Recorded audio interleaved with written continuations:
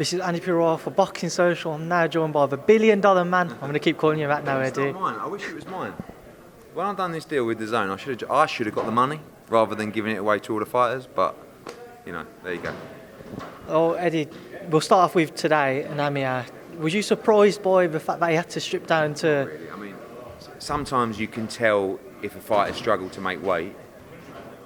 And that was not a fighter that struggled to make weight. It's just a guy who probably weighed in on his scales that were a couple of ounces lighter. And came here, he was 2 ounces over, took his pants off, straight on the number. His face wasn't drawn.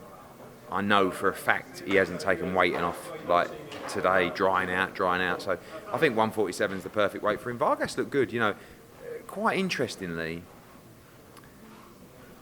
I found out just over there, because I saw him, that Vargas has used Pacquiao Brook's nutritionalist for this fight, Greg Marriott, who's one of the best in the game. And you know, he said that like previously Vargas would like sit in a sauna for like fighting in Toronto, trying to take weight off. But this time he's done the weight brilliant, and he thinks that'll have a big difference in the fight. I think Amir's speed is going to play a major factor, as it does in all his fights. But I think we're going to get a good fight.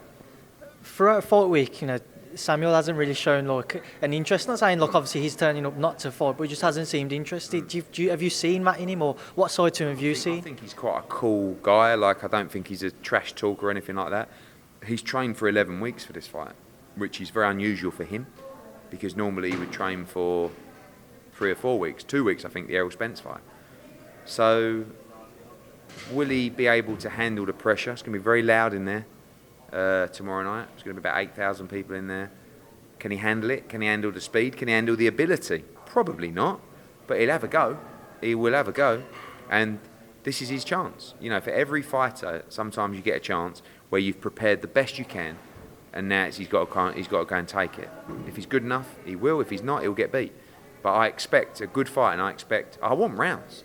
You know, Amir wants rounds, and the problem is he's so fast and lethal.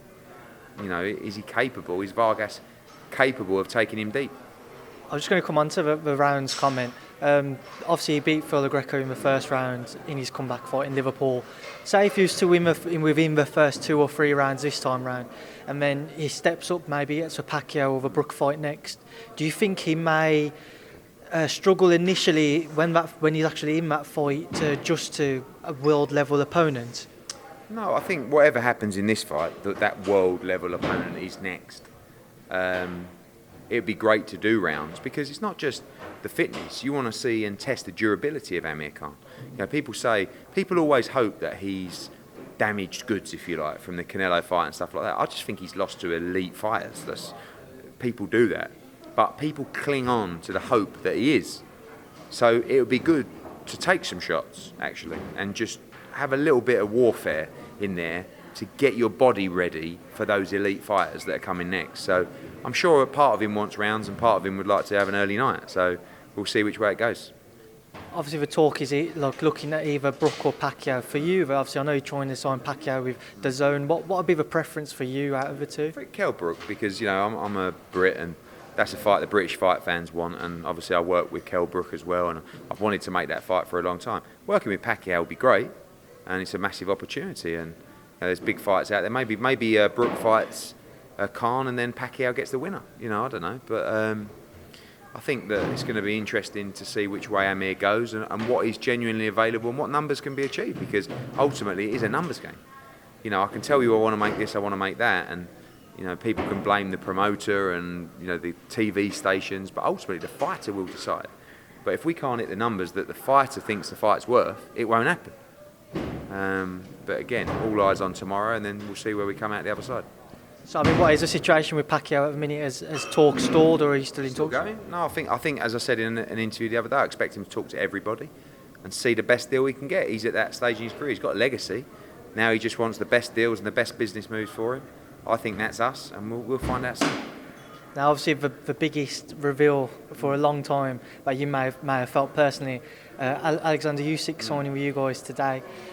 How did this one come about? I know you were saying that you was going to announce something yesterday, and I think the talk was everybody was expecting Mikey Garcia, and now you pulled Usyk out of the bag. Yeah, Mikey Garcia might be next, but for now it's Usyk, undisputed cruiserweight world champion, pound for pound. You know, I'll probably put him in the top 3. I think most people do.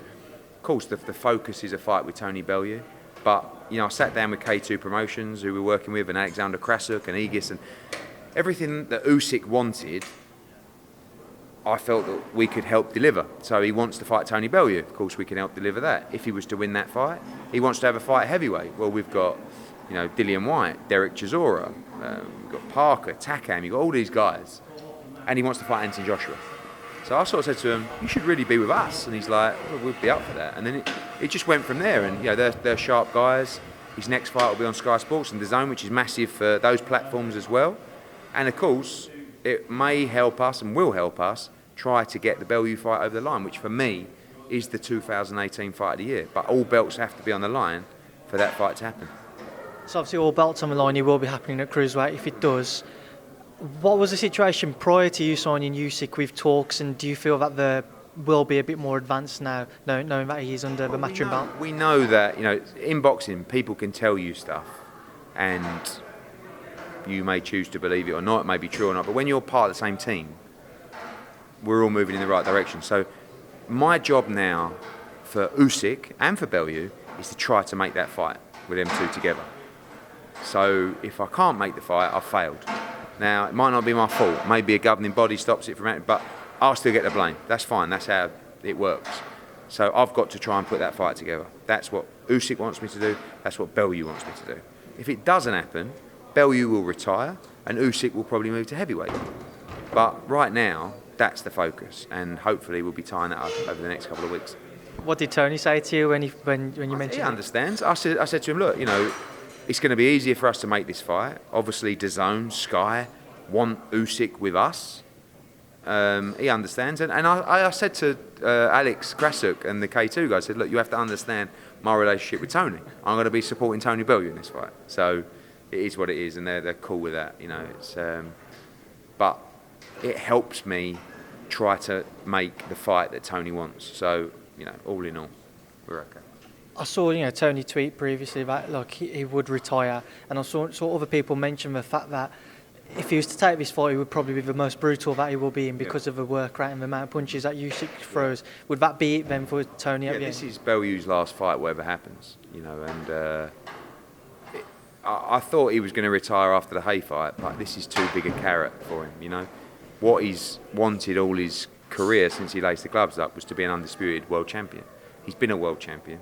He's achieved more than he probably could have ever dreamed of. But he has the opportunity now to be an undisputed world champion, to be a pound-for-pound great, and to be a Ring Magazine champion. And he can't turn that down. He just can't do it. It was like, this is a brutal fight. I said, I know it is, mate. I said, and you don't have to take this fight. You can retire on... Yeah, but how can I turn this down? How can I turn the chance to be undisputed cruiserweight? It's not as if the money weren't right. The money is right. Yeah. So I think he feels like he wouldn't be doing himself justice if he walked away from this opportunity. And he may go through life, although being very comfortable, just mentally saying, you didn't do it. You could have done that.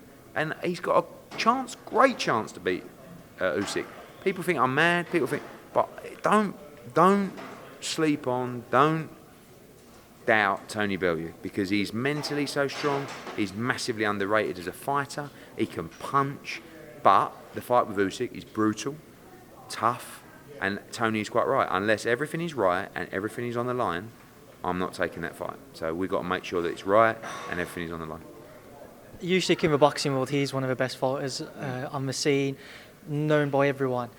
Do you feel that he would have the same appeal to maybe just the general public and the not the hardcore fans? Do you feel like they could sell out a stadium with someone like him? It's definitely, it would be in an arena, so it sells out the arena double quick.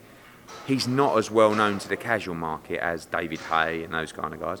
But those are 800,000, 900,000 pay-per-views.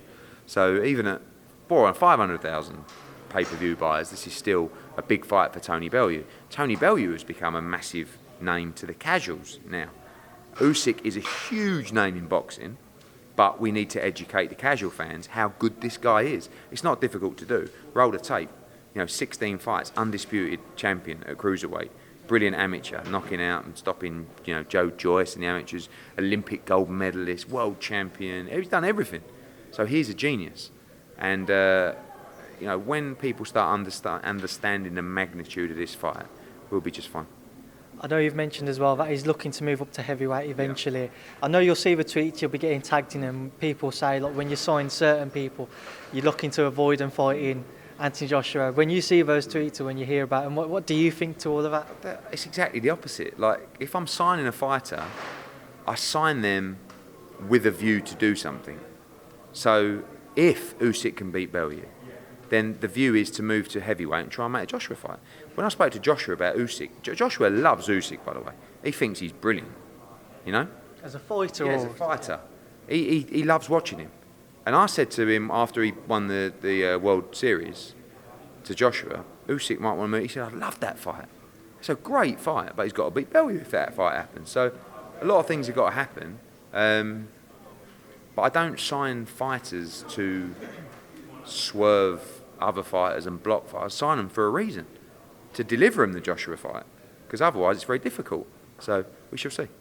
So how big could, say, Usyk AJ be off the back of Usyk Bellew? Well, it could be, but again, it's hard for me because I see that I'm Bellew for the Usyk fight, So, but if he was to beat Bellew fair and square, then a fight with AJ would be absolutely huge. Any fight with Usyk is going to be huge, and he's going to get bigger and bigger and bigger. If he gets beat at cruiserweight, he still moves to heavyweight and starts his charge there. So we shall see. I don't think that he has any intentions of getting beat at the moment.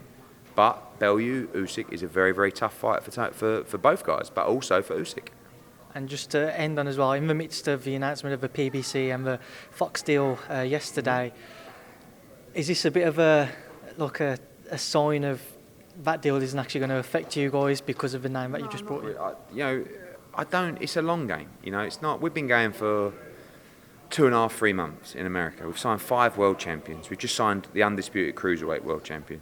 The unified heavyweight world champion and the biggest star in boxing is also on DAZN in Anthony Joshua. So we're doing just fine, But people have this fascination with, now how do you feel about that? It's Arum against Heyman against Hearn, and Hearn, you're in trouble. You're not gonna. It's like, if you're putting me in that threesome for the global domination spot of world boxing, thank you very much. That's a great achievement in itself. I'm a Brit who is travelling over to America to try and dominate the American market, which no other UK promoter has ever done. I mean, no other UK promoter has really even had a TV deal to promote fights in America, if truth be known. Certainly not of this magnitude. So I'm already winning. But can I do it? Can I beat Aaron? Can I beat Heyman? And I'm not out there to destroy it like Dr. Evil, because I'm sure we'll work together. But yes, my aim is to be a market leader. But there's some great promotional companies out there at the moment that aren't even being put in the race. So I'm blessed to be in that race, and it's an honour. And we'll see how good I am. I believe we've got the platform, the money, and the ability to do it. But I would think that anyway, because I'm very brash and arrogant and cocky young man, or old man now. But I believe in ourselves, I believe in our team, I believe in the zone, I believe in Sky, I believe in everything that we do, and the proof will be in the pudding.